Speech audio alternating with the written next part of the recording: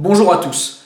Littéralement, le Christ dit ici « Remets-nous nos dettes comme nous les avons remises à ceux qui ont des dettes envers nous ». Cette phrase nous place dans une position de débiteur vis-à-vis de Dieu. Au fond, tout ce que nous avons, même si nous y avons contribué, est un cadeau de Dieu.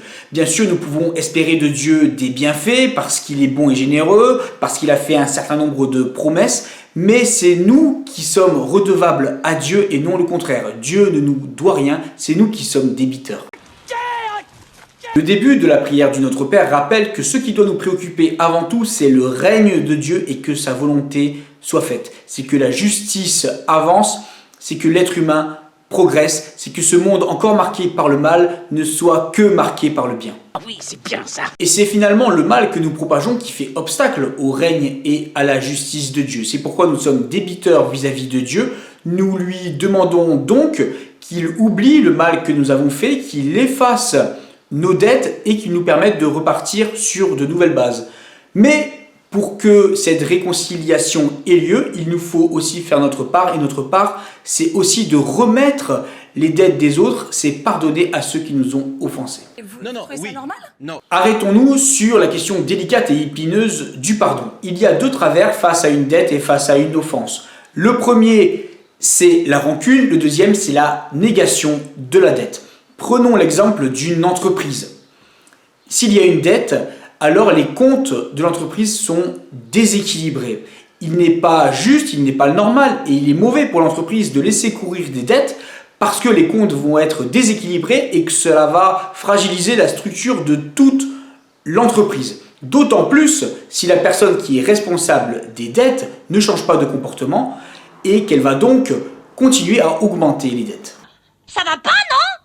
Alors c'est parfois plus facile de laisser tomber une dette que de se fatiguer à demander un remboursement ou d'appeler une personne à changer son comportement. Mais Dieu, lui, ne veut pas que le mal progresse, se propage et gagne. C'est la classe. Dieu ne peut pas accepter que nous ayons une relation dysfonctionnelle avec lui ou avec nos semblables dans son entreprise, qu'est en quelque sorte ce monde, parce qu'il tient et il veille à la santé de son entreprise. C'est pour cette même raison que quand quelqu'un nous fait du mal, Jésus, dans un autre passage de l'Évangile, nous dit d'aller voir cette personne, de l'interpeller, et si, et seulement si elle se remet en question, de retrouver une relation normale avec cette personne. Dieu ne nous demande pas d'accepter l'inacceptable et surtout pas de collaborer avec le mal. Non mais oh! Par contre, et c'est là que ce n'est pas normal pour une entreprise, quand nous demandons sincèrement pardon à Dieu avec cette volonté de changer, eh bien Dieu efface nos dettes. Et nous sommes appelés à faire de même avec nos semblables afin que le règne de Dieu s'étende. C'est pourquoi il est très important, quand quelqu'un reconnaît ses torts vis-à-vis de nous, de lui pardonner, d'effacer la dette. Et effacer la dette, ça veut bien dire ce que ça veut dire. On n'en parle plus, on remet les compteurs à zéro et on fait comme s'il ne s'était rien passé. C'est la moindre des politesses. Si la Banque de France efface votre dette, elle ne va pas revenir pour vous demander de l'argent. Et bien avec Dieu, c'est pareil.